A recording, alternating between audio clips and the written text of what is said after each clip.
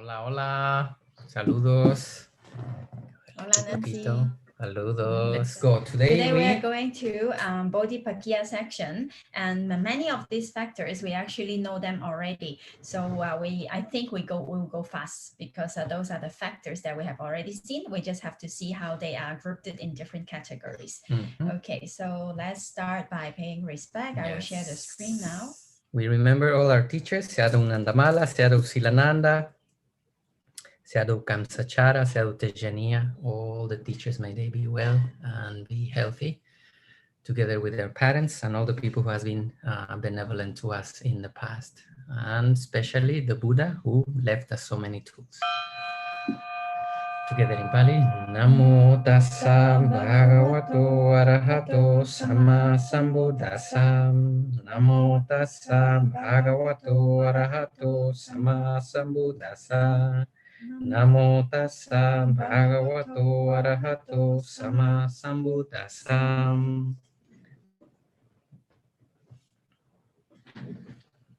Okay, so let's go. Today, as Charana was saying, we will see the Bodhipakkhiya. We continue in the 7th chapter, and we will see the requisites for enlightenment.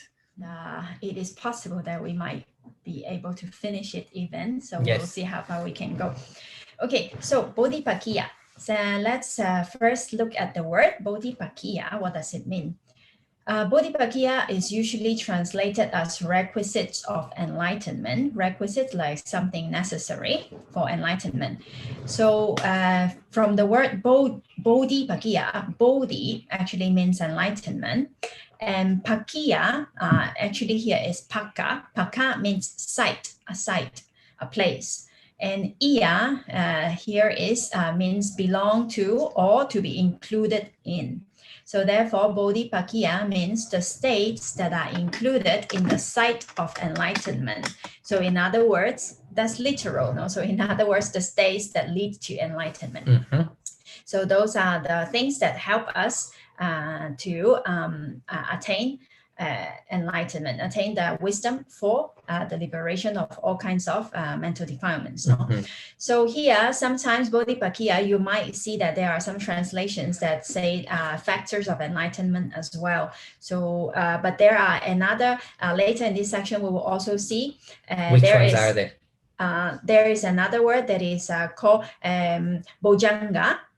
So those are also translated as factor of enlightenment. So not to be confused. And here where I chose the translation, requisites of enlightenment. But sometimes it is translated as requisites of enlightenment, sometimes factors of enlightenment. But anyway, we know that both are states or could be chitta or chittasika, ultimate reality that leads to enlightenment. In this part, we will be exploring what needs to be done actually in order to purify our mind fully, all the different practices and points of view that need to be clarified and practiced or balanced to their fullest.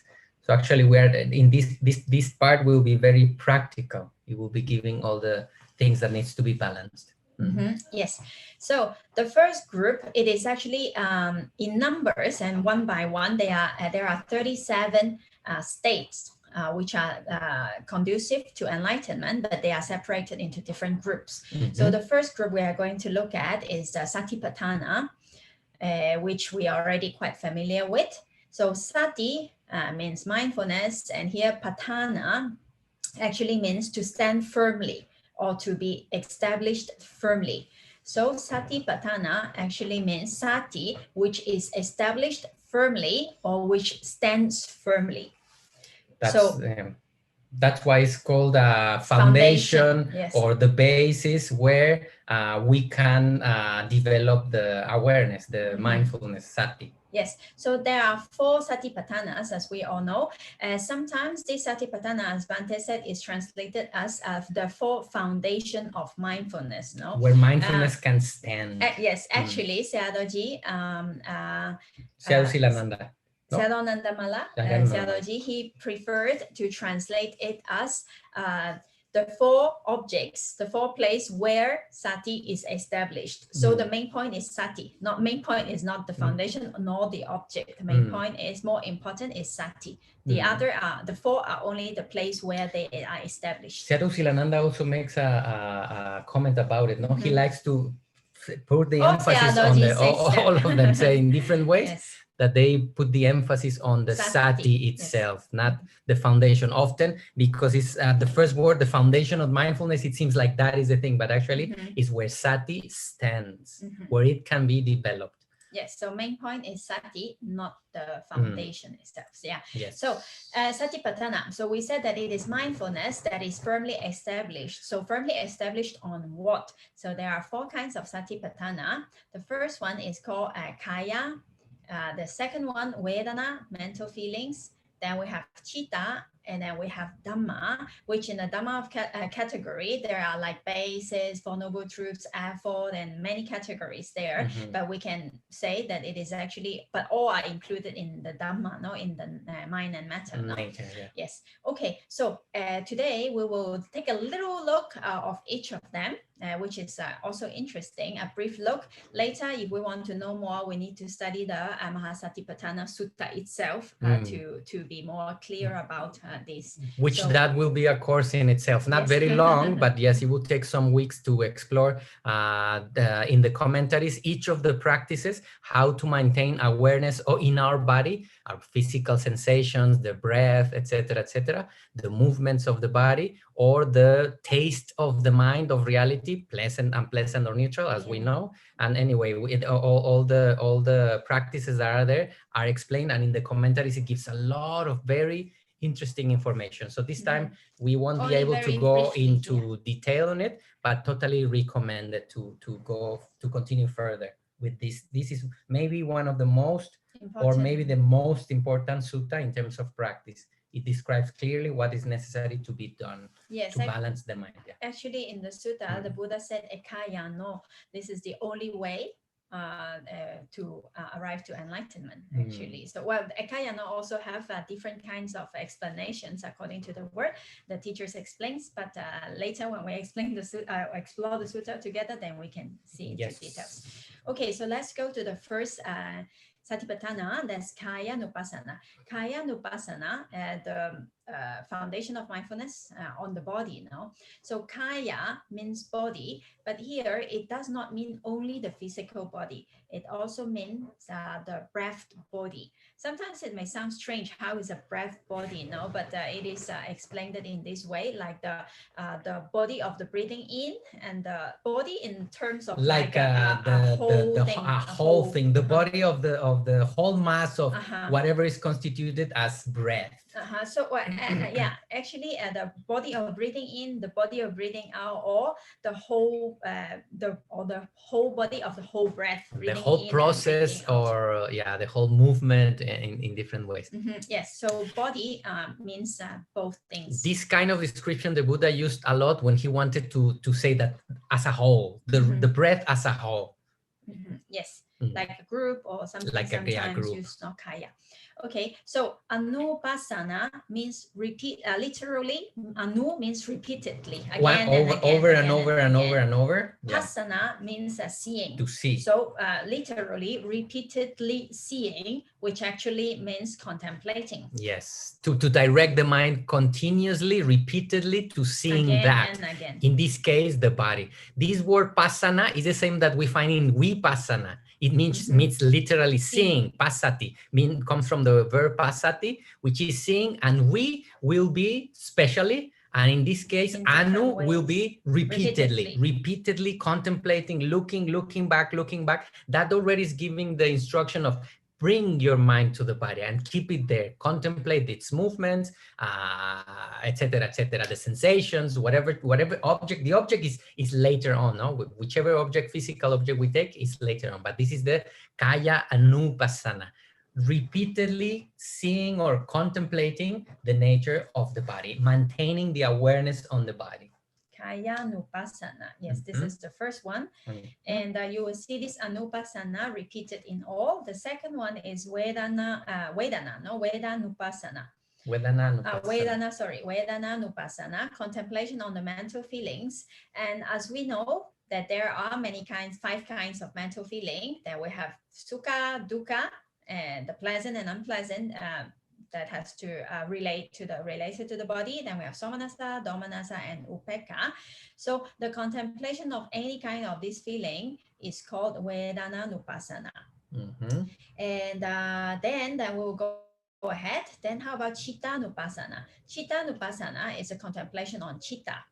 On the mind, so the mental states. Yes, the different kind of chittas that we have already learned in the Abhidhamma 89 or 121 types of chittas, many types of chittas. So whatever chittas are arising at the present moment, we need to know. So for example, in the Sati Patana Sutta, it is said that when the mind is with lobha, or when the mind is with dosa, we know that the mind is with dosa.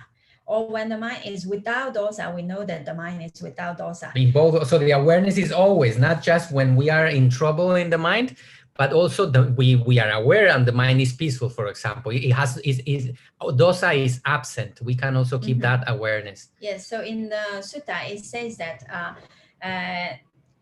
we know that the chitta is accompanied by attachment, and then we know when the chitta is not accompanied by attachment, and so on. So that means that whatever is happening at that moment, that what kind of chitta is arising in the mind at the present moment, we know and we see. So that is Chittanupassana. That is confirming the instruction that the teachers often give in daily usage, that we need to be constantly aware of what is happening in the mind. If it is defined, not just when it is on defilement, or but also when it is neutral and when it is on wholesome mental states. We know which one is present and which one is not.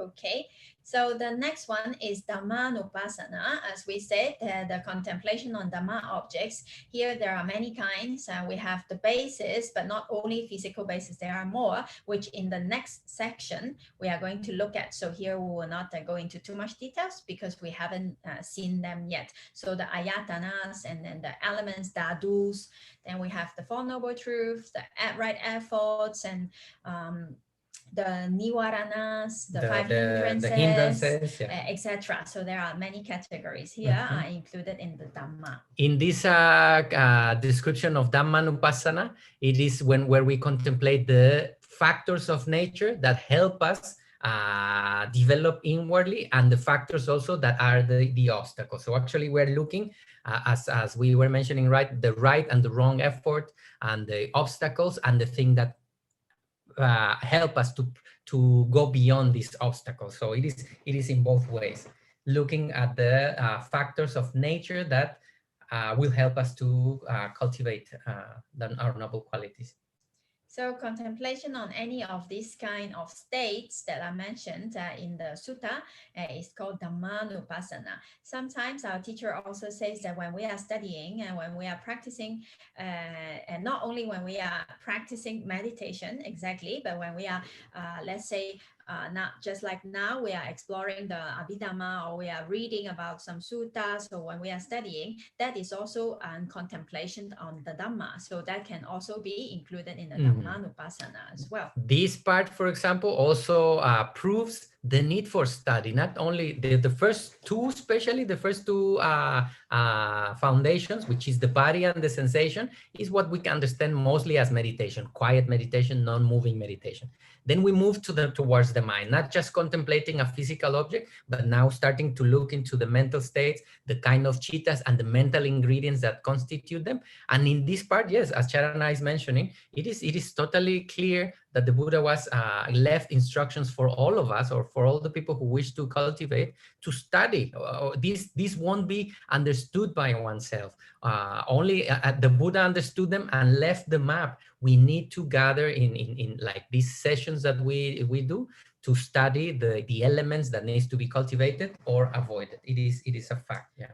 This is actually this explains why in the time of the Buddha, then we hear that the Buddha was giving a discourse, and then after the discourse, like 500 devas and humans became arhants, no, or get enlightened. So how is that possible that they just listen to the Dhamma and then they get enlightened? Actually, in their mind, it passed through all the process. When they listen to the Dhamma, they are contemplating on what the Buddha said. So they are doing Dhammanupasana in those moments. So they are listening, they're contemplating what the Buddha said, and then they understood. So then they passed all the Magga process, the Phala process, and the review process, and all this process happened in the mind without of those jumping. persons. So without jumping. So they passed through all that, and then after the discourse or after the Dhamma talk, then many of them got enlightened. That is because at those moments they are also practicing, and with their practice, previous practice. Yeah, well, there was no magic in the words. It was not like an enchantment or something. The wisdom got completed by it, and it can happen to us right now. I mean, never underestimate. We are listening the teaching directly from the Buddha. Maybe one of the information we are listening to any of us can happen. It just brings an insight that if we are contemplating on it, it brings an insight, and it helps us to move further. Definitely, we have learned many in these courses, many things in these courses, or maybe also we cannot underestimate the mind really liberates or understands something deeply. So these sessions, we can use them as a anupasana, a contemplation on the nature of the Dhamma, with which we have gone far already, walked far together, and I know many insights have come through this. Yes. Okay. Yes. So let's continue. Okay. And so everybody okay? Everybody good?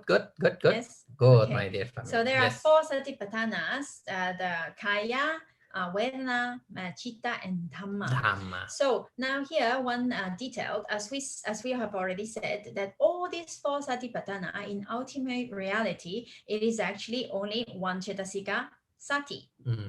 So that is important.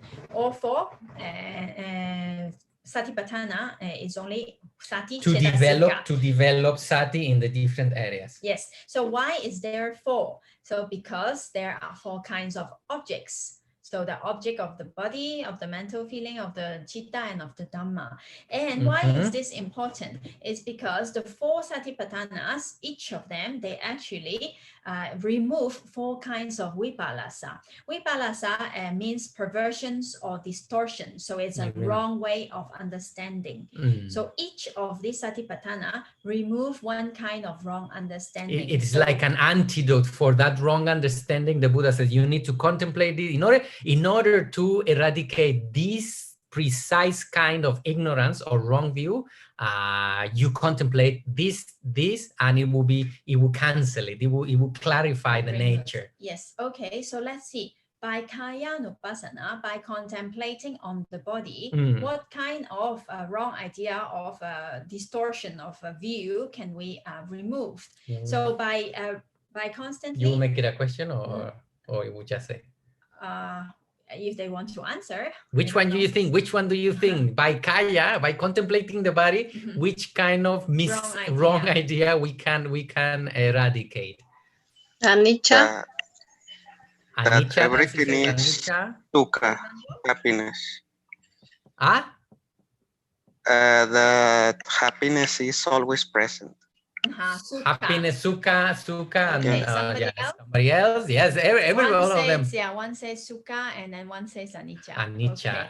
Okay, we continue. Actually, this one is actually subha. Subha and asubha. You remember subha is beautiful? Yes. Asubha is the non-beautiful. Yes. So by looking at the body, contemplating on the body, we understand that what we usually think to be something nice, something very beautiful something very good, is actually not so beautiful. It is beautiful sometimes when it is clean and arranged and freshly perfumed or something. Anyway, the inside, the organs and all these things are never beautiful. No, cannot say. Even the most beautiful model inside, I don't think the sinews and the liver is so as beautiful as the outside. So actually, they are not that. It is not that they are ugly or like that. It is just that it is not how we think they are. No, how we think they are. So we see the reality as it is. That's something we think that it is so beautiful, but actually they are just as they are. So beautiful. So sticky, so sticky object that we obsess over it, over just the external appearance, momentary external appearance, which generally for the beauty beauty, as we understand in our culture beauty, requires a lot of work for male and female to be done, and it's just temporary for a little while, later on to see just the reality. We don't want to develop any kind of aversion towards it. We just want to know that the nature of the body in itself, not everything can be called perfect or beautiful. Yes, but of a course, realistic point of view, no? Yes. Yes, and of course, what Nancy said, the Nicha, and what Fernando said, the Sukha, is also included because everything is all constantly changing, no? So nothing is permanent. Of course, that also, if we look at the body, we can also understand.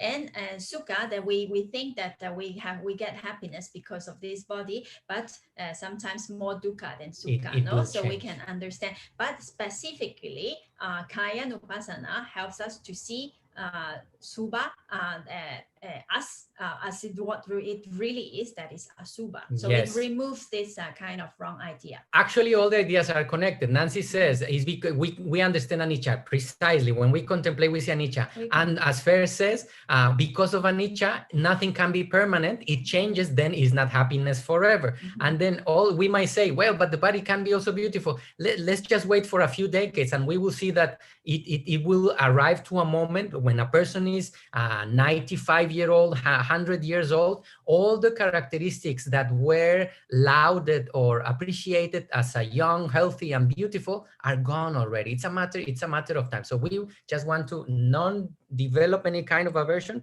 just a realistic view towards nature, and all of the things are included: the change, the unsatisfactoriness, etc., etc.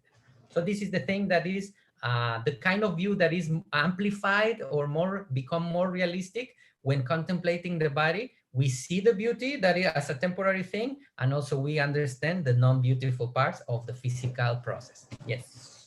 Okay, so let's go to the next one. For Vedana Nupassana, in this case, Vedana is a little bit more easy because Vedana, so Sukha or Dukkha, no? So what we think it is Sukha, and then it's actually Dukkha. So in this case, it removes the distortion or the wrong idea of just everything is good and nice and pleasant and happy, no? We are not denying pleasantness. The only thing is that sooner or later it will change. That is what makes it dukkha, unsatisfactory. Remember that the word dukkha is not just suffering in itself. It's a very raw, it's mostly unsatisfactoriness. Because of what? Because it will sooner or later change. The balance that we find at one moment, it will soon change. So again, we want to develop a realistic point of view about it. Yes, sukha exists, but also ultimately it's gonna change. Okay, then the next one is Chitta Nupassana. So by Chitta Nupassana, when we contemplate again and again about in the Chitta of the mind, then we see that the mind arises and passes away, arises and passes away. The consciousness arises and then it is gone, it's no more. Another one arises and it's gone and it's no more. So quickly the mind changes, isn't it? Yes. So quickly from one mental state to the other one, takes one object, takes the other one.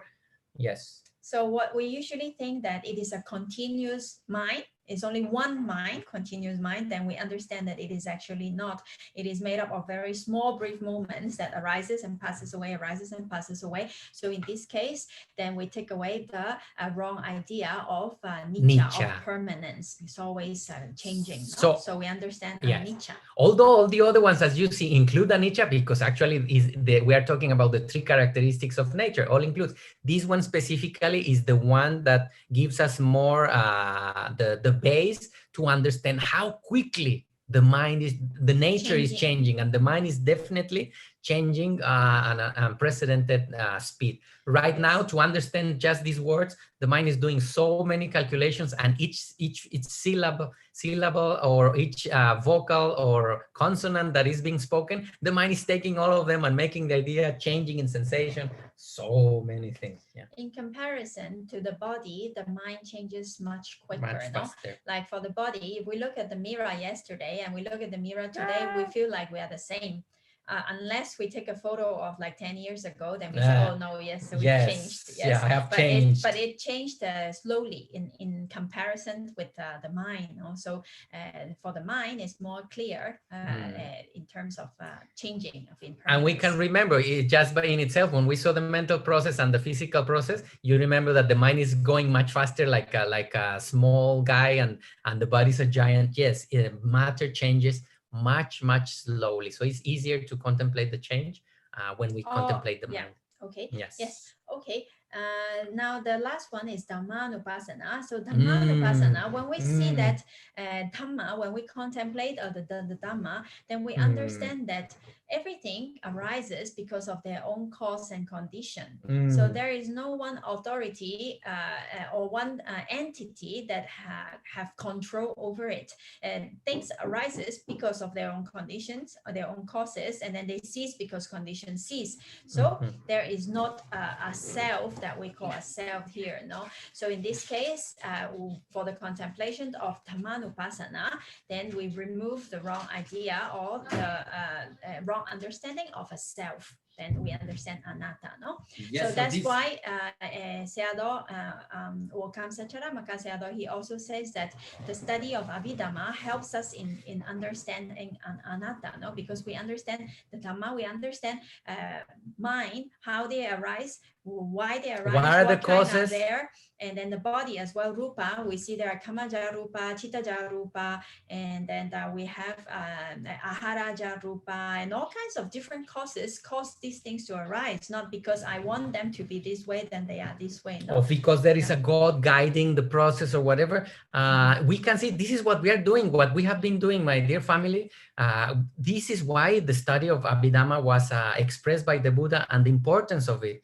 Actually, by doing this, we are maturing in our personal degree, making our mind more mature about nature. We clearly see, we take the time to see what are the causes for the body, what are the causes for the mind, what are the causes in myself and others. And this idea, which is maybe the strongest to take away the sense of I am, or my personal, my property or something, starts being diminished by the maturity of seeing cause and effect. This is Dhammanupasana. We have been doing all this year or something that we have been studying Dhammanupasana, contemplating the causes and the effects of nature, making our mind mature in understanding the natural process.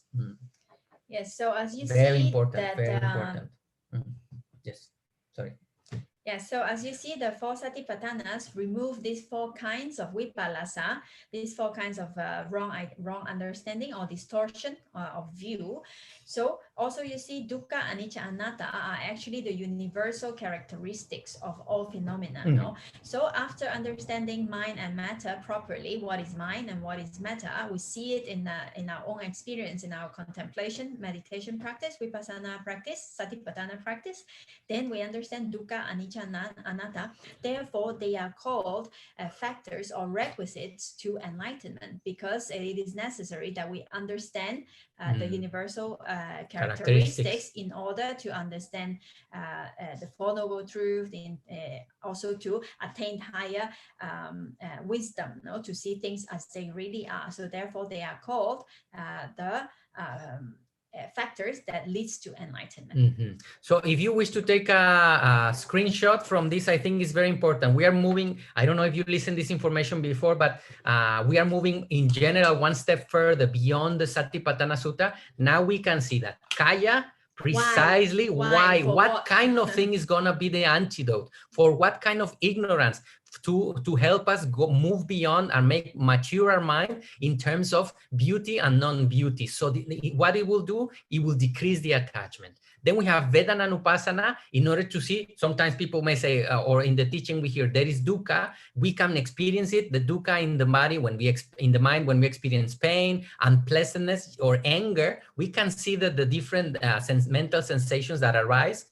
We can clearly understand that not everything is sukha. And then we have chitta to see nicca, even sukha eventually changes. And then we have the Chittanupasana for nicca and anicca, which is important, very, very important for our development. And then anatta, maybe, well, all of them, but anatta, I think, by the study and understanding causes and effects. And contemplation during the practice as well, the practice. During the meditation practice. So this well. I like very much this correlation. What kind of wisdom is each practice is helping us to develop. Yes, this is important because we need to know why we are doing this and what is it for, no? Yes. Okay, so that's the first group of the Bodhipakkhiya, the requisites of enlightenment. So we've finished 4 of them, 4 Sati Patanas. Let's go to the next group. Everybody okay? Everybody okay? Some question or comment until here? Yes, Fernando. Don Fer, please.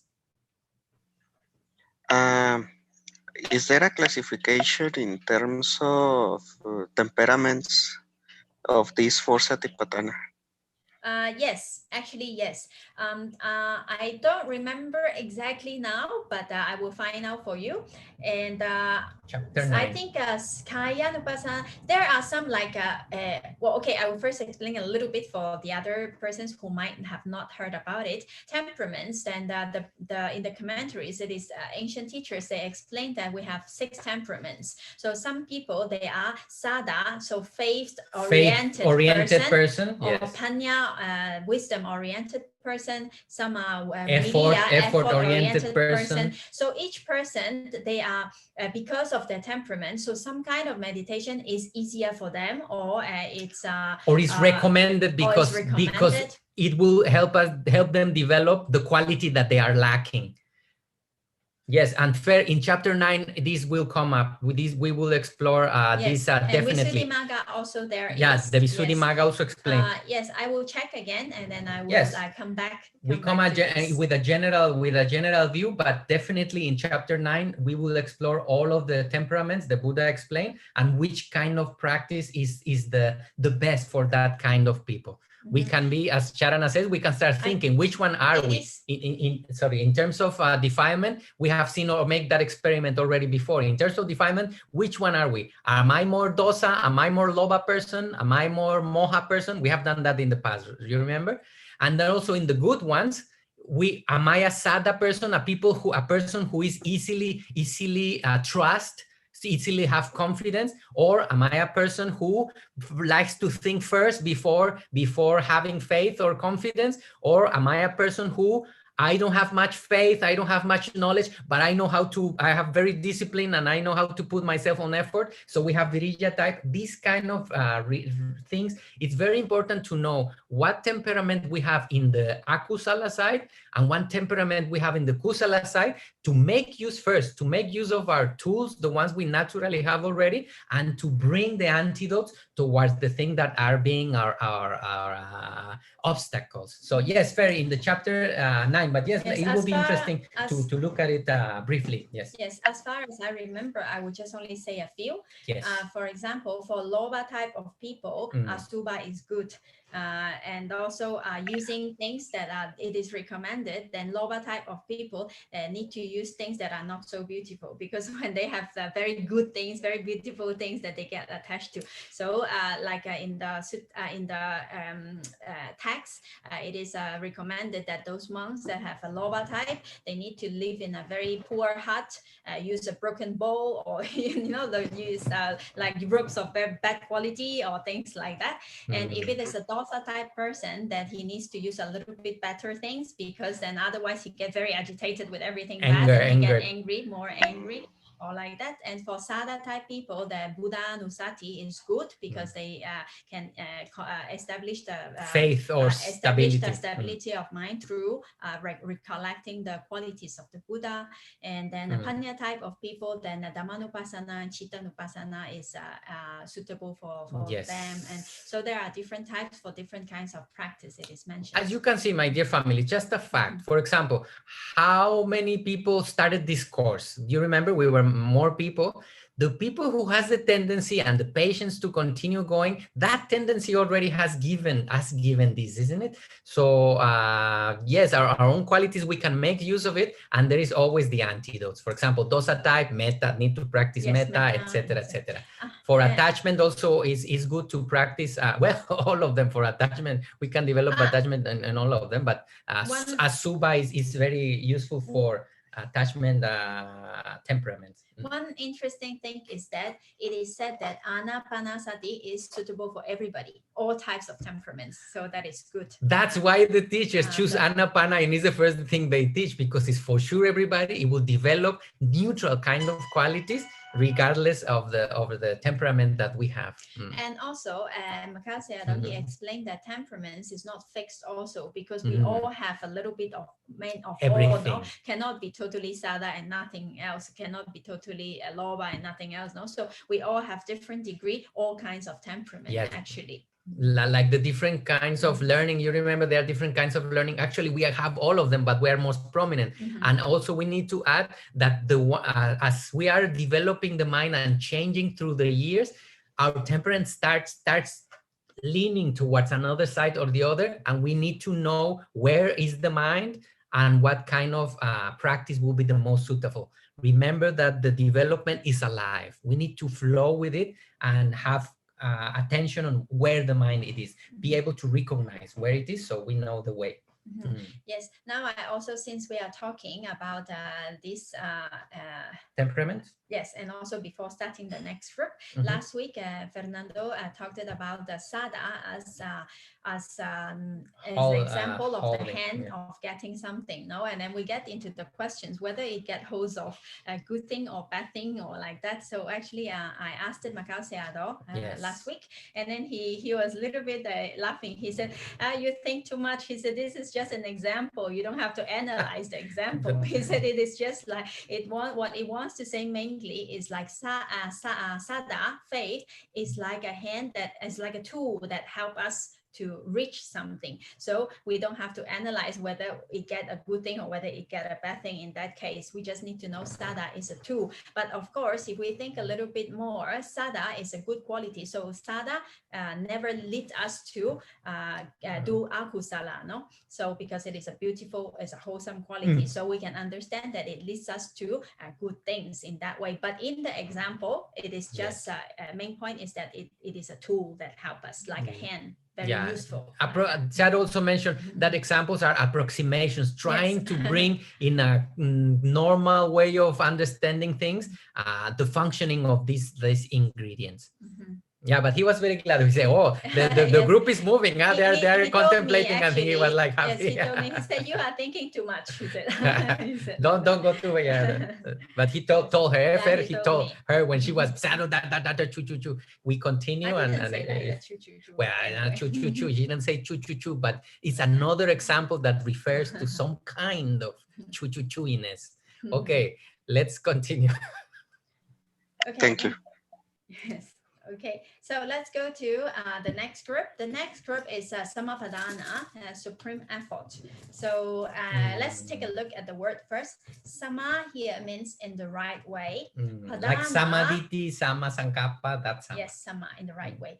Padana means making effort. So Samapadana means making effort in the right way. So it is sometimes translated as supreme effort, but we need to understand it. Also literally, sometimes it's good because it helps us to understand better what the word wants to say, and also making effort in the right way. Because as we know that vidya is ethically variable, no? So it can we can make effort in the wrong way as well. But since in this category we are talking about Bodhipakkhiya, factors that leads to enlightenment, so it must be in the right way. And it is actually the same as what we have seen previously. So here we will just quickly go through. It is the same as the right effort. So avoid those akusala that has not yet arisen, abandon and overcome those akusala that has already arisen, already present in the mind, develop those kusala that has not yet arisen, and maintain and further develop those kusala that has already arisen. In ultimate reality, the Samapadana is viriya. Yes, so the essence of the practice. Sabapapasa akaranam kusalasa upasampada. Avoid doing bad do good and cultivate the mind. Yes. So this viriya or this samapadana, this effort, making effort in the right way is important, and it is a factor that leads to enlightenment, because we have to do the right thing with the right effort in order to arrive to the goal. No, so this is also included in this category. Okay, and now let's go to the next one. We have seen that one, yes. a lot of times. Many of the items are repeated, so we'll just go quickly and just see that how they are grouped together. Yes. No? Now we go to Idi Pada. Idi Pada. Idi here means accomplishment. Pada means cause or way or means. So Idi Pada means means to accomplishment. Accomplish what? So it is a way or a cause or means to accomplish jhana, magga, and phala. So here, in this case, since we are talking about Bodhipakkhiya, about enlightenment, so we can mainly focus on accomplishing magga and phala, no? Now, we will also go quickly in this section because we have seen it a little bit previously. The first one is called Chandi Pada. Chandi Pada is the will to do, which is a means of accomplishment. So in ultimate reality, it is Chanda, the wish to do, because we need to want to do something. No, in order to accomplish something, we need to want to do it. If the mind doesn't want to do it, we cannot accomplish it. That will be the beginning and the sustenance, sustenance, no? Yes. So the first one, wish, the continued intention to continue doing such a thing. In this case, a wholesome development. Yes, for the enlightenment. So we have four Idi Padas, four means of accomplishment. First one is Chanda, wish to do. Second one is Viriya, effort. So this is easy to understand. Without effort, we cannot accomplish anything. So the second one is effort itself. Viriya. And without intention, effort cannot come. So they are related as well. Then the third one is Chitta, Chitti Pada. So Chitta, which is the means of accomplishment. When the mind is strong, Chitta, it is strong, so we can accomplish the things that we wish to do. And in this case, enlightenment. Then the fourth one is Vimamsa, Vimamsadi Pada. Wisdom, which is a means of accomplishment, that is panya, actually is panya cetasika. So to investigate and to find out, to understand the elements, contemplate, look, and develop how it works. Yes. So this is panya. So this is the fourth one. So as we see, these four, Chanda, Viriya, Chitta, and Vimamsa, these four are actually the same factors. You remember last week? Adipati. You remember last week? Fernando also mentioned that they are same factors as Adipati. No? Yes, Adipati, which is the king that governs the whole country, all the associated factors. And in that, we have seen that Adipati, the predominance, these three, Chanda, Chitta, and Viriya, they can associate with Kusala, Akusala, and Kriya, but Vimamsa can associate only with Kusala and Kriya. So the difference between these two groups, Adipati and Idi Pada, is that Idi Pada, as a means of accomplishment for Magga and Phala, it can only be Kusala. Focus on that way, because we are on the factors of enlightenment. In this case, it will be assumed, although this can intention can associate with good or bad intention, in this case it will be only understood that it is to do good, only kusala for enlightenment. In the case of the Adipati, the predominance, a person who wants to accomplish something bad, he also needs effort, no? He also needs want to do, will to do, no? So in that case, he also, Adipati, this predominance is strong in his mind, so he can also accomplish the bad, no? But here, in this category, since we are talking about factors that leads to enlightenment, therefore, it is only those Javana Chittas, Kusala Javana Chittas, that associate with Chanda, or Chitta, Viriya, and Panya. In this case, only Kusala. Yes. Okay, so here, yes. Yeah, you remember we were seeing at the mixed categories, sometimes here, sometimes there. Now we are looking only going in the direction, only kusala. Yes, so we don't go into details of each one. We saw but already. Here is one thing interesting that we need to go back in the time machine a little bit. Charana. And back to chapter 4. Charana. So when we were in chapter 4, we talked about Abhidhamma, direct knowledge, and at that time Fernando made a question, and it is important, and so I will repeat it again because it is some time ago already. Chapter 4 seems so far away, right? Now we are in chapter 7. So at that time when we studied about Abhidhamma, direct knowledge, that time we have seen that there is something that is called Idi Pada, the various kind of supernormal power. No, you remember the supernormal powers that come from the 5th jhana, remember? Yes, the power of creating forms, or flying through the air, or walking on the water, diving into the earth, and etc. and so on. That is called Idi Pada, no? Idi Pada, supernormal power. So since here also have the word Idi, so at that time Fernando asked these questions, how about the Idi Pada? So even in dictionary, Pali dictionary, if we type the word Idi Pada, then it will come out the basis of psychic power, And even if we check some kinds of translations of suttas, then you will see, for example, in the Samyutta Nikaya, in this Vibhanga Sutta, in this case, here it says Chataro me bhikkhave Idi Pada bhavita bahulikata mahaphala honti. In this case, it is translated, this Idi Pada here is translated as the 4 bases of psychic power. So in this case, it's kind of difficult to understand also what psychic power are cultivated, no? So Idi Pada here. So another translation that I checked it again in the Bhikkhu Bodhi's translation of the Samyutta Nikaya of the same sutta. In this case, the Bhikkhu Bodhi used the translation, the 4 bases of spiritual power as a translation of Idi Pada. Now, Sayadaw-ji, in the book of Fundamental Abhidhamma, Sayadaw-ji preferred to use, as we have read right now, the means of accomplishment instead of much better, my dear family, much better, less confusing. That's why sometimes in looking at the sutta and the translation is incomplete at some ways, or focus only on one aspect, bring a lot of confusion. What kind of physical mental power or something like this? Yes, because Idi, as we have seen in the Idi Pada, in the Abhidhamma, in the supernormal power, it has to do with some kind of that power of the same word, no, Idi. So therefore, sometimes in the translation, they also use like a psychic power, spiritual power, like that.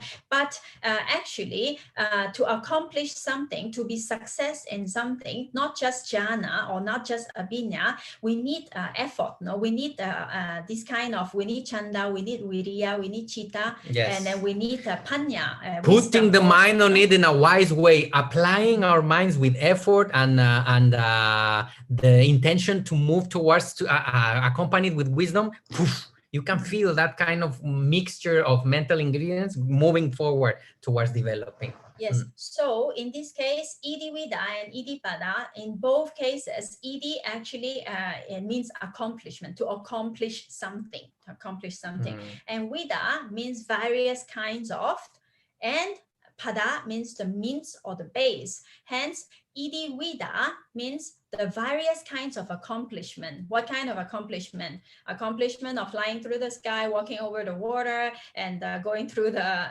earth, or all kinds of this accomplishment. Is like the mind can accomplish something, no? So sometimes we call it supernormal power, psychic power, or something like that. But actually, this Idi means accomplishment, to accomplish something. So this is various kinds of accomplishment. So those kinds of things that the mind can do when it is concentrated in that level.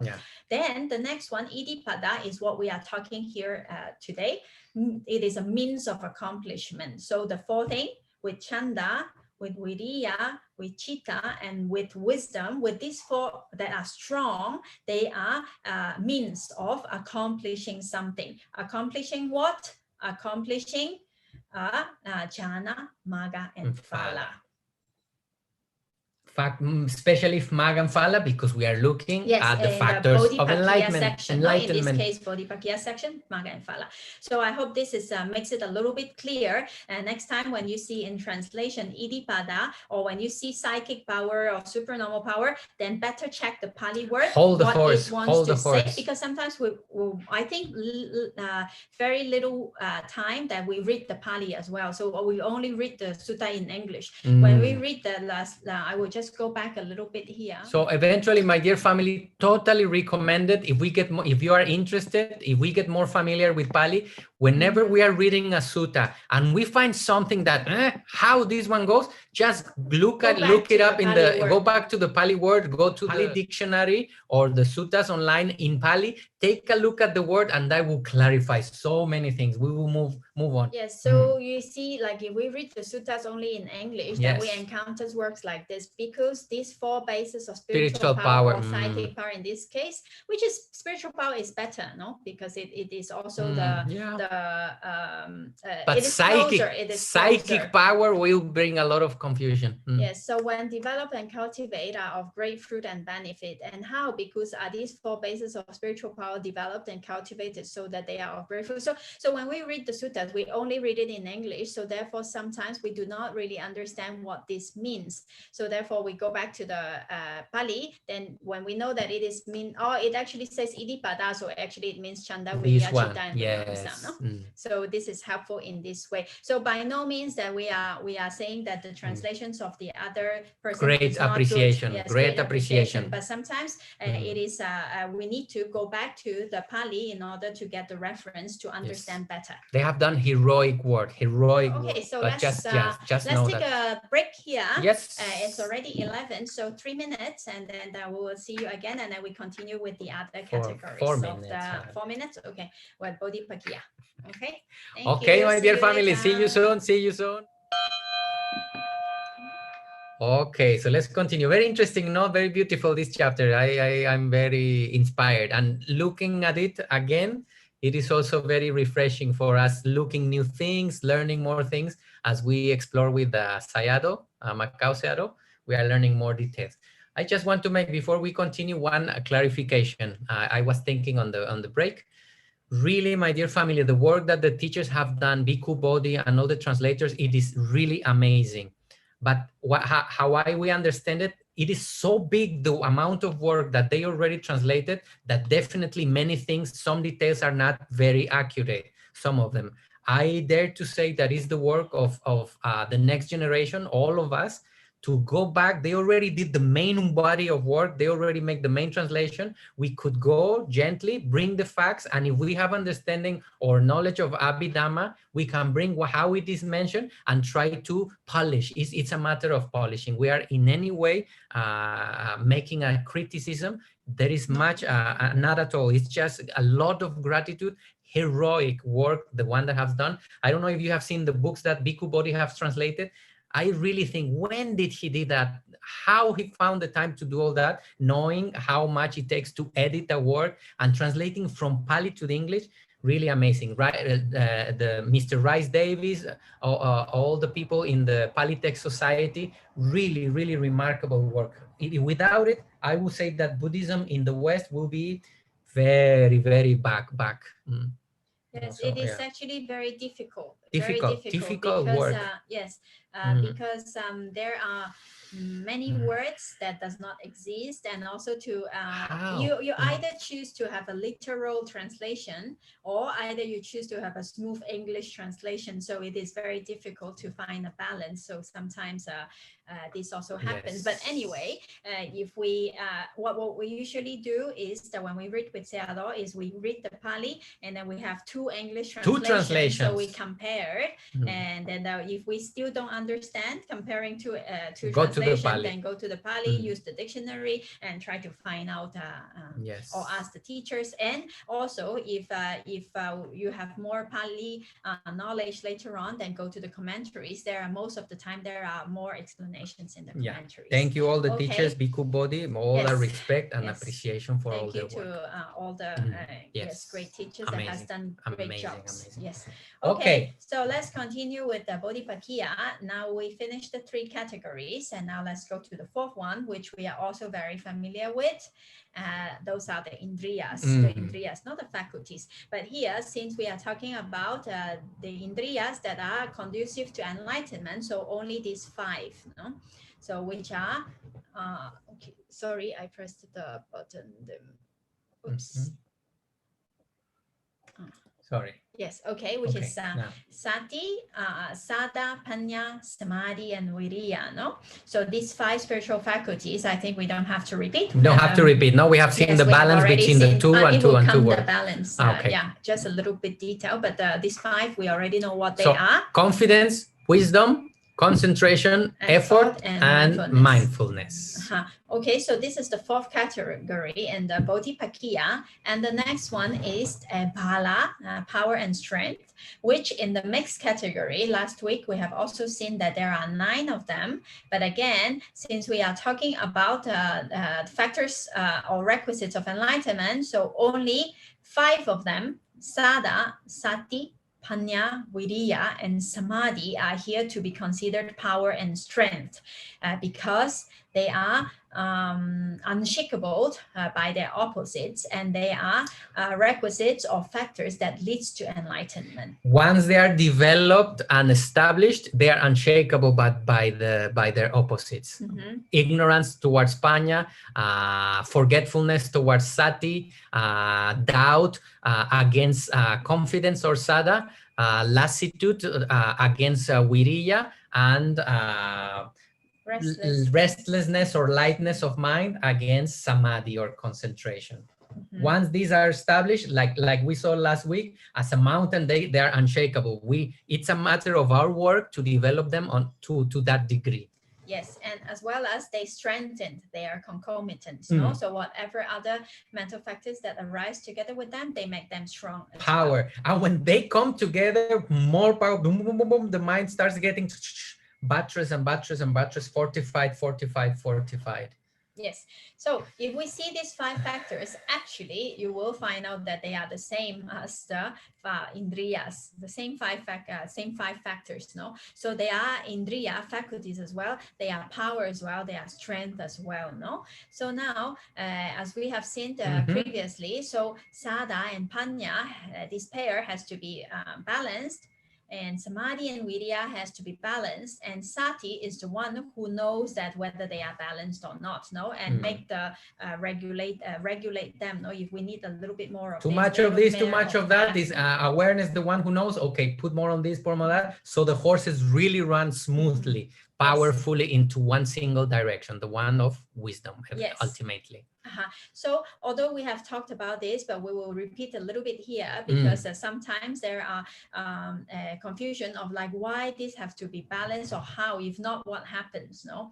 So now let's see. Sada, like a crystal, so clear, I used this crystal here. Sada and Panya has to be balanced. If Sada is too much and there is less Panya, then it can easily become blind faith. No, we can believe in whatever, and maybe sometimes something that are even not true. Or conspiracies, as it is so fashionable at these days. Okay, so if there are too much Panya, in this case, maybe intellect, and there is little trust, then we can become a little bit like intellectually clever, and or sometimes maybe how do you say, like, well, I think the photos already, La señora Rottenmeier, la maestra Rottenmeier es esa. Okay, so can be dishonest or crafty sometimes. Yes, or cunning. They say when there is too much thinking, it becomes arrogant, cunning, and or sometimes teachers go as far to say that once mana is developed, he can even do wrong. That person can do wrong based on their knowledge. So very, very only knowledge without confidence on the working of nature. It falls down. Yes, so in order to avoid these two state, blind faith and intellectually dry skepticism, then we have to balance these two. in order to be calm and possible to meditate. Ay, qué bonito So este sometimes chaparrito, mira when the mind is so calm and so steady and so still, what happens is that it tends to become sluggish. So too much concentration, too calm, no. So in this case, too much samadhi, too calm, then it can happen like that. So what we need now here then is a little bit of effort to wake up the mind. Curiosity. Yes, to make it active, no. To make it active. But on the other hand, if there's too much effort, what will happen is like the mind will get agitated and it cannot concentrate also. Has anybody felt in that situation before? Too much wanting effort, down, tension. Yes. So to get balance in between these two, then we need to balance samadhi and viriya. Concentration and effort must be well balanced. Otherwise, concentration without interest, it becomes sleepy or heavy, can become heavy. Too calm and need a little bit active. Too active can become agitated. Yes. So middle way. Sati both of is them. the one that knows. Beautiful. The ones that knows. In the next category, we will come again a little bit into this point. But now with these graphics, I think it is quite understandable. Quite clear about how they need to be balanced between what factors. No? Okay, so let's get to the next category. Yes, everybody ready? Okay? Question, comment until here? Everybody okay? Okay, continue. So now we go to the actually second last category, the Bhujangas. Now here, as we have seen, this category is called Bodhipakkhiya, no? And here it comes actually, Bhujanga also come from the same element here, Bodhi. The bow. Yeah, here it means one who knows or one who is enlightened, this Bodhi. And Anga means a constituent parts, constituents or parts. A part something of. that make, yes. So here it means a group of mental states that help one in achieving enlightenment. So it is translated as the factors of enlightenment. So really meaning that those mental states that help us to achieve enlightenment. The first one, again, we start with Sati. Yes, because Sati is important. You've seen that it has it appears in a lot of groupings, different categories. In this in this section. Categorization. Now, remembering that you will find one here, one there in the suttas, and why the Buddha did so, it was depending to who he was speaking, how much knowledge the person had, and what was necessary for him to explain. But we can see that the elements, if we make at the end one single list, there are not too many. Only the Buddha explained them in different categories because it was a set of mental ingredients that were helpful for that individual, or he wanted to point as a specific aspect of the Dhamma. Yes. For example, we see that Sati in the 4 Sati Patana, the main point is Sati, Sati, of course, but also what is mentioned there is the 4 objects, no? Where Sati is established upon on. So what Sati needs to be aware of. So we clearly knows about the objects of Vipassana, no? Of the practice. Then later on in the Bala, in the powers or in the Indriyas, Sati, what it does there,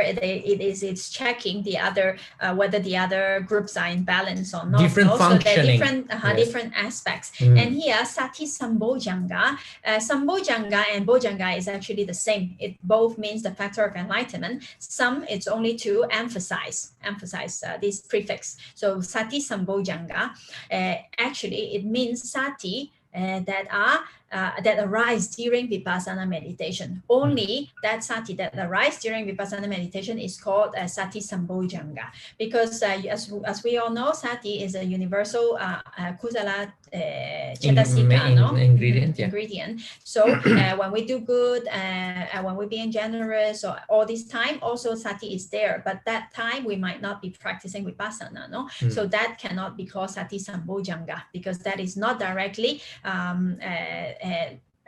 conducive to enlightenment. So only where the Sati that arises during Vipassana meditation here is called Sati Sambojjhanga. Okay. Oh, everybody okay?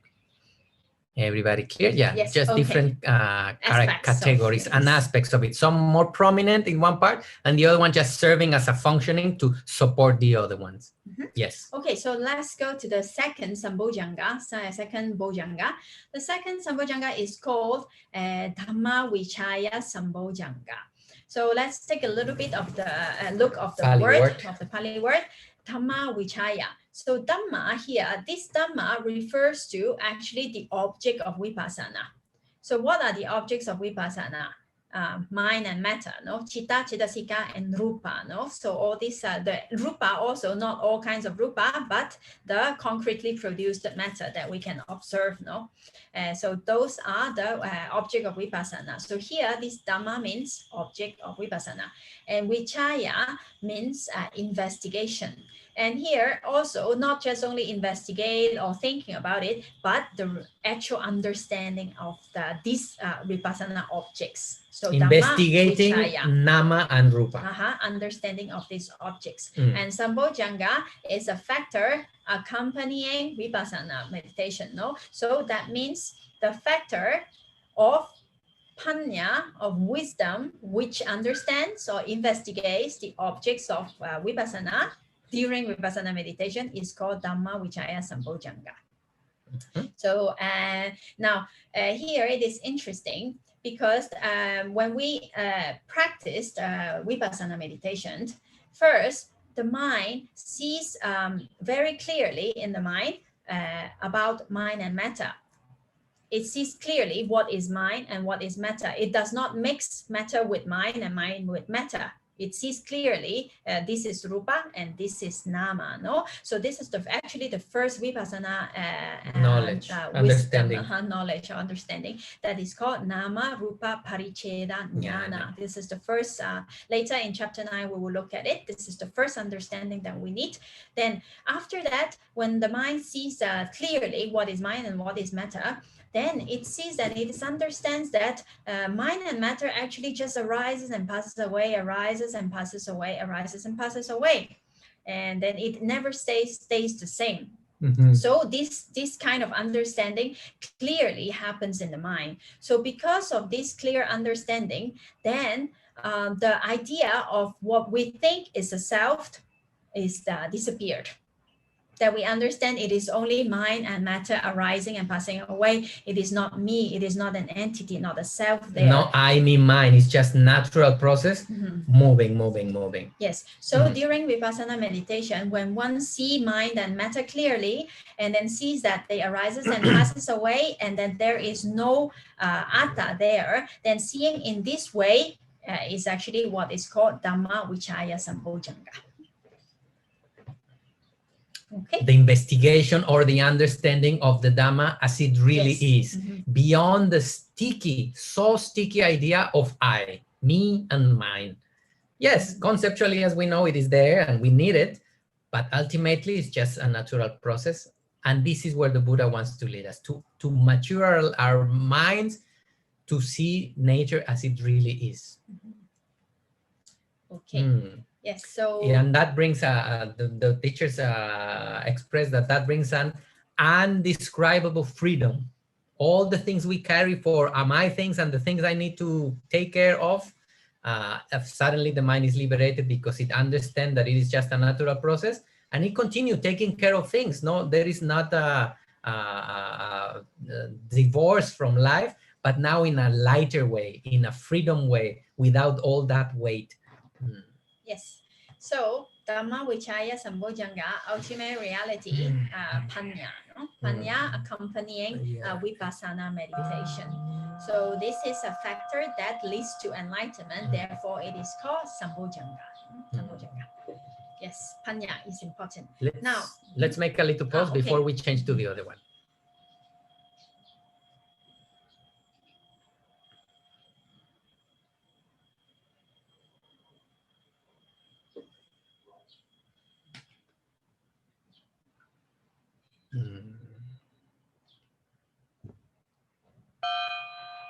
May all of us get to understand all this in experience, and our family, our parents, brothers and sisters, people we know, people we don't know. May we make peace with the ways of nature. I have one question, my dear family. Outside there is some construction. Is it bothersome? Do you hear it or not? You cannot hear it? Okay. We can hear here a little bit there. So if not, we continue. Everybody okay? Question, comment that you hear? Fine. Okay, we continue. Beautiful now to see all the different ingredients. Ding, ding, ding. Here we go to the next one. And it is Wirija Sambojjhanga. Yes, so here it is an effort which is a factor of enlightenment that we can understand. Also, this is not new. Then we know whatever we do, we need energy and we need effort. No, so it must be a balanced effort. No, not too much, not too little. And later we will come again to this balancing. And now let's go to the next factor, Piti Sambojjhanga. Sorry, before we go to Piti. The effort that we talked about, that because it is a Sambojjhanga, so it is the effort that is accompanying Vipassana meditation. Yes, not whatever kind of effort to practice Vipassana. Yes, effort that accompanies not Vipassana. A normal effort. Yeah. Yes, so Piti Sambojjhanga. This Piti is joy, you know. So this is very beautiful. This Piti Sambojjhanga is the Piti or the joy which arises during Vipassana meditation. So it is Piti with regard to the Dhamma. When we are contemplating the Dhamma, or Dhammanupassana, even like now, or sometimes when we are studying, when we're reading something, we feel joyful. Or when we are practicing meditation, we feel joyful because of some understanding. When we understand something, it feels joy, this kind of joy. Wow, this kind of piti on the Dhamma. So this is called Piti Sambojjhanga. If we joyfully are learning the Dhamma, the effort is much easier, and it is easier to put more effort because it's pleasant. We enjoying it, and we're feeling and not like kind of happiness or elated by that understanding. That is the very powerful force to continue pushing us towards cultivating more, because we know it's good, we know it's pleasant, it makes us happy. And as the teacher very often says, wow, the happiness generated by learning the Dhamma, very, very different from the worldly, sensual happiness. And I think we have all experienced it. Yes. So this Piti Sambojjhanga is very beautiful, no? Because with joy as a factor that helps us to attain the Nibbana, no? So joyfully, yes. So this Piti Sambojjhanga. Now, let's go to the next one. The next one is Pasadi Sambojjhanga, tranquility. So when we studied in chapter 2, then we understand that there are two kinds of Pasadi. We have Kaya Pasadi, the tranquility of the Cetasikas, and then we have also Chitta Pasadi, the tranquility of the Chittas. Remember, there are pairs, no, in the Kusala universal beautiful mental factors. There are the pairs, tranquility pair, and then the rectitude pair, malleability, flexibility, like this. No, so this Pasadi is this Pasadi. So specifically, it is the tranquility of the mind and of the mental factors which arise during Vipassana meditation.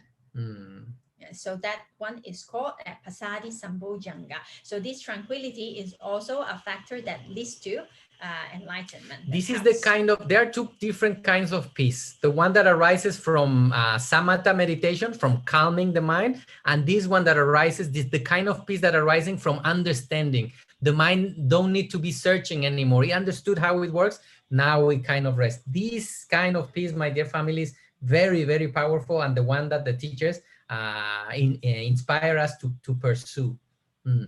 The kind of peace that arises from practicing and understanding reality. We make peace with nature. Let nature be. I will try mindfully. We will try mindfully to make the best decision when the need is present. It's necessary to do some decision. May wisdom choose, and that kind of peace of knowing. Yes, it will be fine. It is fine. Okay. So Pasadi Sambojjhanga, and then let's go to the next one. Next one is Samadhi Sambojjhanga.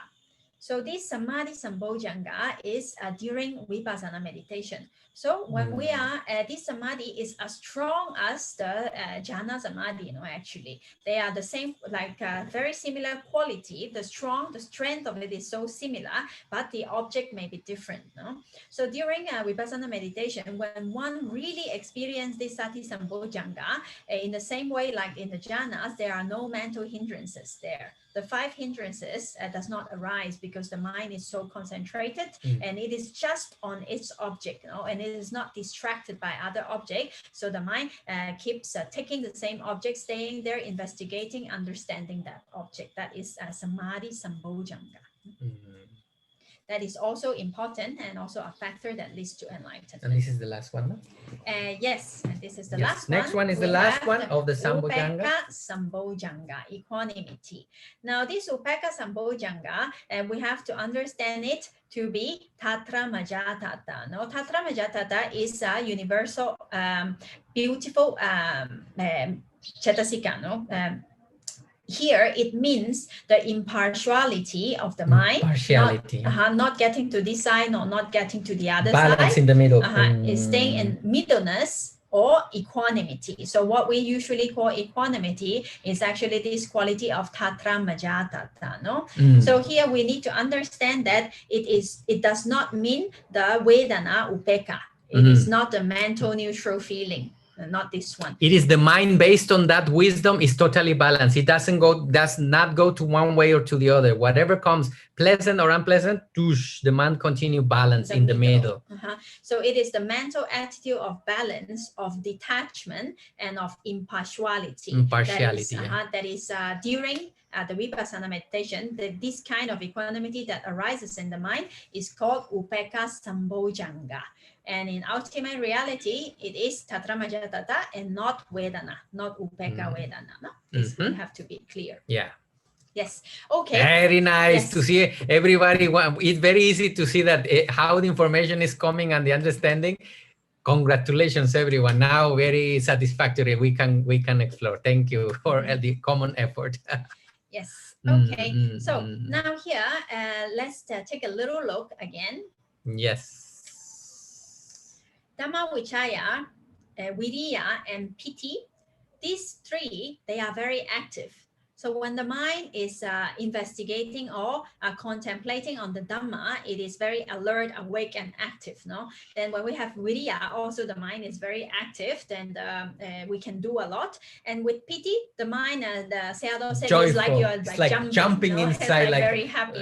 Yeah, happily, joyfully. So this is totally opposed to mental sluggishness, sluggishness, like the heaviness. Yes. So it's when we are so active, the mind is not sleepy at all because it is interested, it is joyful, and it has effort, no? And they are related. We put effort onto learning and practicing the Dhamma. Some understanding comes. Because of the understanding, some piti comes, the mind becomes more clear, more alert, more, how is the children attitude? More innocent, in some way, more innocent, curious, open, alert, awake, and that brings more wisdom. You see how all of them start working together like a very nice mental cocktail of wholesomeness.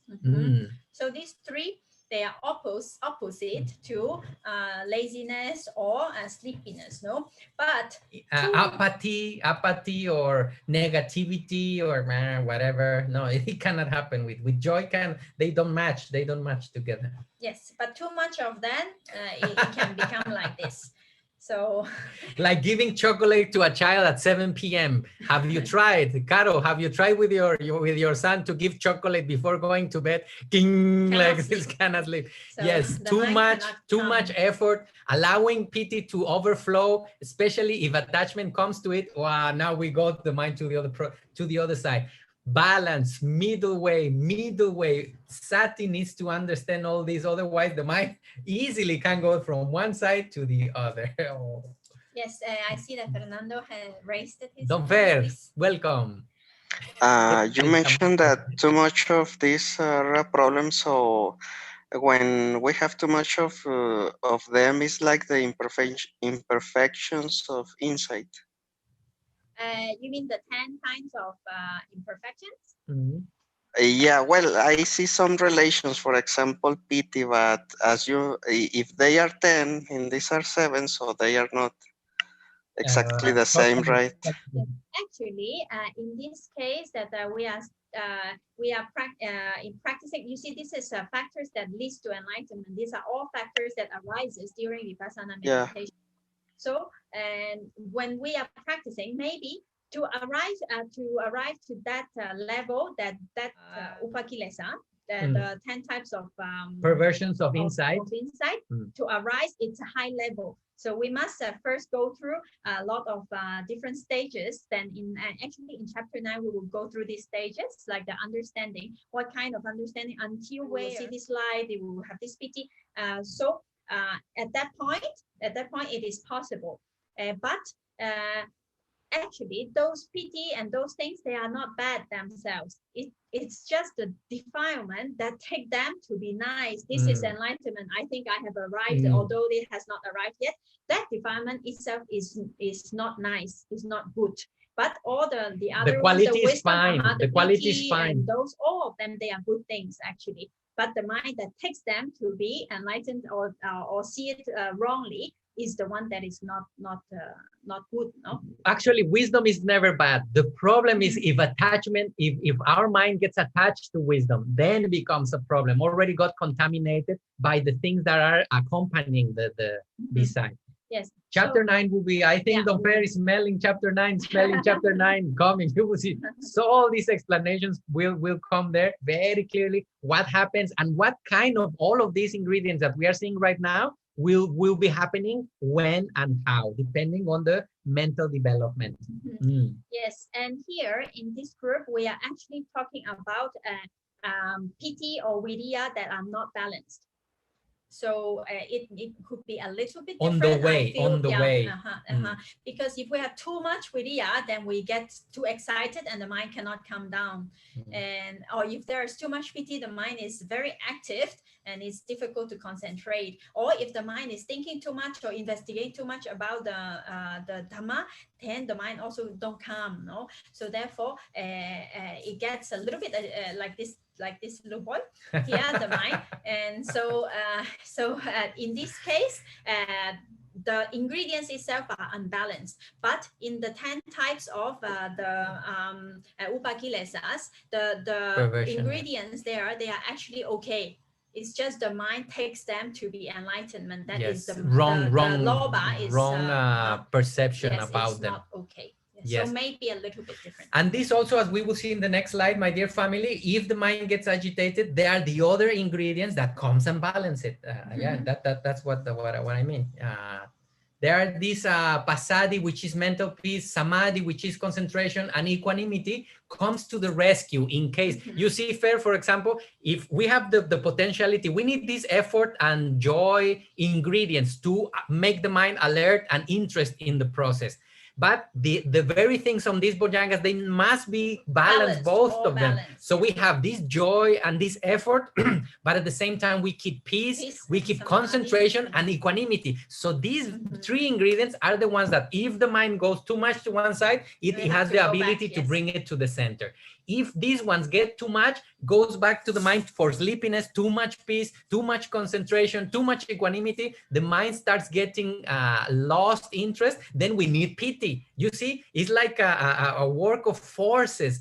These two sets of three are very important to be balancing the mind. Not too much to the left, not too much to the right. It needs to continue in the middle. Too much excitement, bring peace. Too much peace, bring a little bit of excitement. Not excitement, but joy, I would say, and right effort. Put it into the middle. Yes, thank you. And then we already, with this explanation, went through like 3-4 slices. Then we already seen that there are two groups, as Mante said. So this calming group, they can be calm, but too much of them become lazy and sluggish. Heavy-minded. And these ones, they are active, but too much of them become restless. No? So these two groups must be balanced. So here we have a little bit more graphic to describe what Bante just said. That's nice. Yep, go over that side. Yep, got to the other side. Yes. Middle way. Majjhima Patipada. Middle way. So what we Middle. need is, again, yes. Sati. Sati. To understand that they are, both group are in balance. Sati to the rescue. That's why mindfulness is so important. Sati and wisdom, to be on the middle. Yes, too much, too little, balance, balance, balance, whoosh. Yes. So the teachers, Sayadaw Silananda, he says that we don't put Sati to be in charge of checking whether the groups are okay, or if these other factors arise without Sati, then they can go wild. They can become unbalanced and the mind. go all over the place.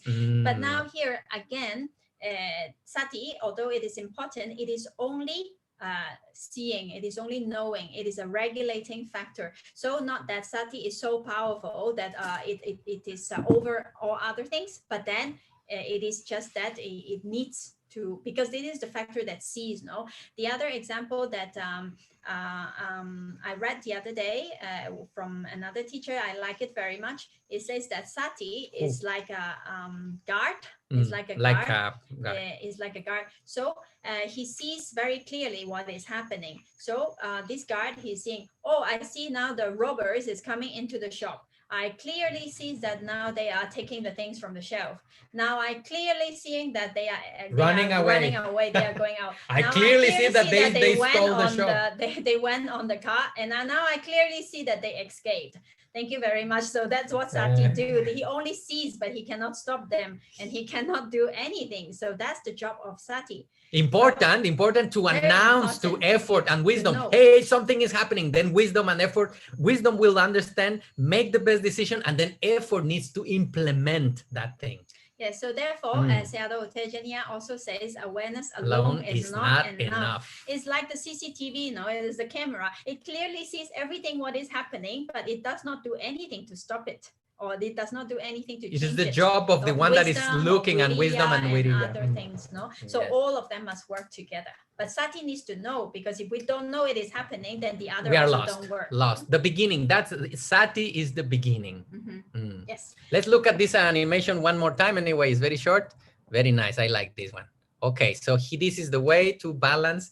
Too much of agitation, too much peace goes to the other side, just in the middle, and Sati, the lead. Beautiful.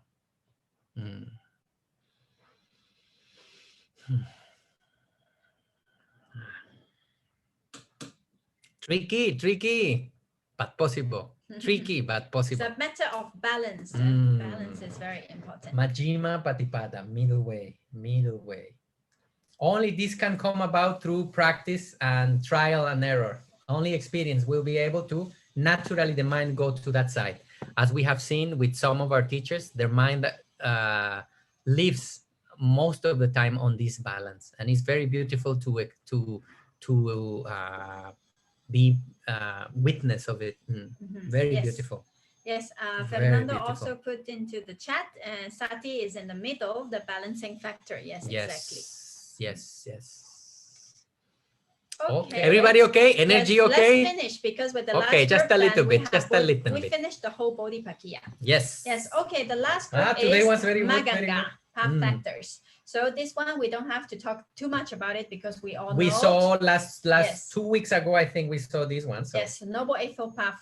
So Maganga, in the mixed category, it has also good way and bad way, because that path, that Magga, means that leads to somewhere, but here this Magga means that which leads to Nibbana. That's why it's right view and right effort, because there is wrong view and wrong effort. We saw already that before. Yes, that the factors that leads to enlightenment. So only these 8 of them. Then here, as we have already seen, the ultimate realities as well. Right view is Panya, right thought is Vitakka, right speech, right action, and right livelihood. 3 of them. The Vidya group, Virati group, abstinent group.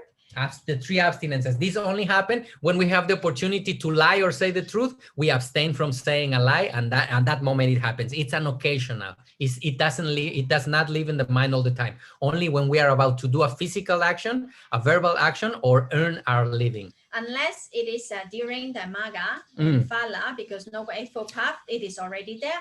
And also for a person who is totally, an Arya person, an enlightened person, these factors are always there. Because they cannot already break anymore. Yeah. No? Yes. So Viriya, Sati, and Ekagata.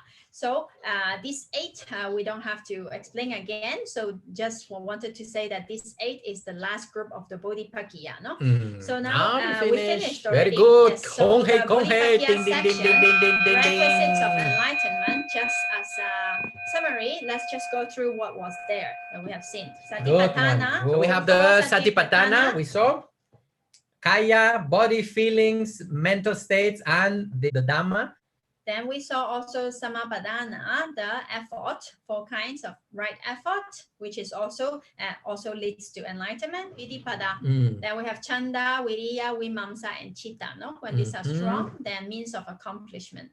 Then we have Indriya, the 5 faculties, 5 spiritual faculties. Bala, strength, powers. Also the same 5 factors. Then we have the last ones that we saw, the 7 bhujangas. The 2 pairs of 3 to balance the mind. Yes, well, 1 active one and then 1 tranquil group. Sati in the middle. And then the Noble Eightfold Path. Yes, so these are all these that we have seen today are in the sections of the Bodhipakkhiya and Dhamma. So altogether there are 37 factors, and they are in these kind of different groups. So today we also finished the whole compendium of the requisites of enlightenment. Wow, sadhu, sadhu, sadhu. Very good day, good day. Yes. And we still have a few minutes. So if somebody has a question or have a comment or anything, then please feel free. How do you see this chapter, my dear family? Nice, ne? So beautiful. So next week, we are going to look at another category, Sabha Sangaha. Yes, so it's the compendium of all. So it has aggregates, Kanda, aggregates of clinging, base, the ones that we have Ayatana, Dhatu, and the 4 noble elements. truths. Yes, so with this group, we finished chapter 7. Oh, yeah, last group. Last week, I think next week we finish chapter 7. No? Probably next week finish chapter 7, my dear family, and we enter into Patana. Okay, so Alex want to say something, or is no? Yes. Yes, Don Alex, please. Well, thank you for your effort again. That every session I see all this beautiful work and the presentation that you do, that it's super easy to understand because you put a lot of love behind it, and just want to thank you for it. The path is long, but it's full of flowers with that. Thank you. Nicely put, Alex. Thank you very much. Thank you. Thank you, Charana. Thank you for everything. Yes. Okay, my dear family. So let's close today. Thank you very much. Thank you, Alex. Thank you, everyone. Thank you. My dear family, really, it's a pleasure to walk together, and we continue trying our best. May the seeds that arose these days and throughout all this course generate big trees and give a lot of fruits. I think the fruits are already happening in our lives. May they be beneficial for our families and the people that gets in contact with us. May many beings benefited from the continuation of this teaching. Thank you very much, everyone. Yes, may the Buddha's teaching last long. May the Buddha's Buddham Sasanam Chiram Titatu, Buddha Sasanam Chiram Titatu, Buddha Sasanam Chiram Titatu, Sadhu, Sadhu, Sadhu. May the teaching last long and benefit many, many people. Thank you very much, my dear family. Have a nice night, and see you next one. We continue getting closer, getting closer. Hugs, hugs, lots of love and blessings for all the family.